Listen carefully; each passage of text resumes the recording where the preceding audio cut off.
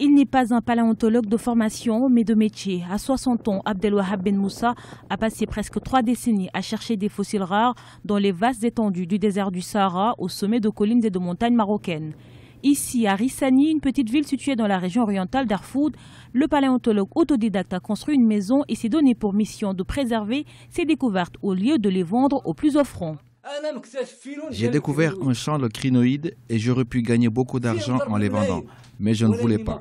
Je voulais le laisser aux enfants de nos enfants car nous en avons déjà consommé un peu trop de ce que le désert a à offrir. Il est préférable de le laisser aux générations futures qui comprendront leur vraie valeur.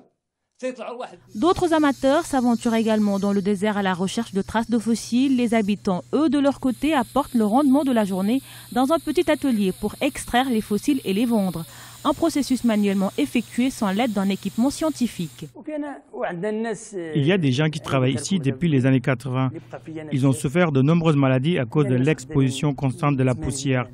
Ce travail est très difficile et la plupart d'entre eux n'ont pas réussi à en tirer beaucoup. Mais il y en a qui se sont fait de l'argent, mais beaucoup sont dans des situations graves. On sait que le Maroc abrite des restes de créatures préhistoriques vieilles de plusieurs centaines de milliers d'années, allant de fossiles de dinosaures à des animaux marins ou encore des espèces de plantes. En 2017, près de la côte atlantique du royaume, les scientifiques ont découvert des crânes d'Homo sapiens datant de 300 000 ans, la plus ancienne découverte de ce type au monde.